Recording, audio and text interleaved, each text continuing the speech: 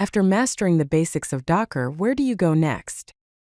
This presentation outlines potential paths to deepen your knowledge and practical skills. We will explore options for furthering your expertise in containerization technologies. Your journey beyond containerization basics starts here. There are three main paths to consider after getting familiar with Docker. The first path is Kubernetes, which involves container orchestration at scale.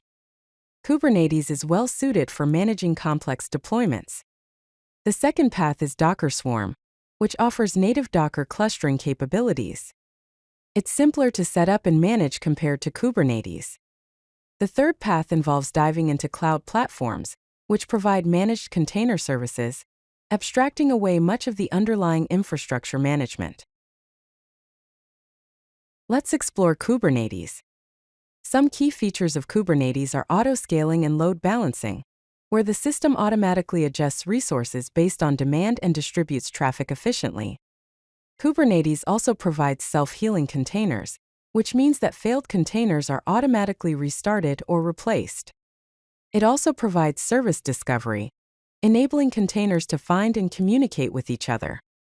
Kubernetes also offers rolling deployments, allowing updates with minimal downtime. Kubernetes is best for large-scale applications requiring complex orchestration, microservices architectures, and enterprise environments with high availability needs. Here are some basic kubectl commands. To get cluster information, use kubectl clusterinfo. To deploy an application, use kubectl create deployment nginx, image equals nginx.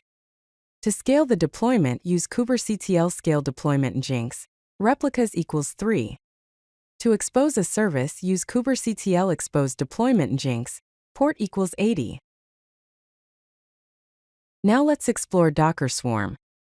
Docker Swarm's key features include native Docker integration, simple setup and management, built-in load balancing, and security by default. Docker Swarm is best suited for small to medium applications, teams already familiar with Docker, and scenarios requiring simple orchestration without complex setup. Here are some basic Docker Swarm commands. To initialize the swarm, use Docker Swarm init. To deploy a service, use Docker service create, name web, replicas 3 nginx. To scale a service, use Docker service scale web equals 5. To list all of the services, use Docker service ls. Now let's talk about cloud platforms. Amazon Web Services or AWS, which offers services like Elastic Container Service or ECS, Elastic Kubernetes Service or EKS, and Fargate. Azure offers Container Instances and Azure Kubernetes Service or AKS. Google Cloud offers Cloud Run and Google Kubernetes Engine or GKE. When choosing your path, start simple by beginning with Docker Swarm or managed cloud services before moving to Kubernetes. Also, consider the scale of your applications and infrastructure. Choose the path based on your current needs and growth expectations.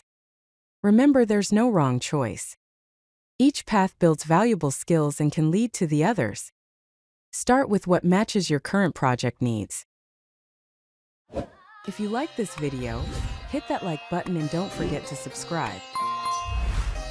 Visit CodeLucky.com for more such useful content.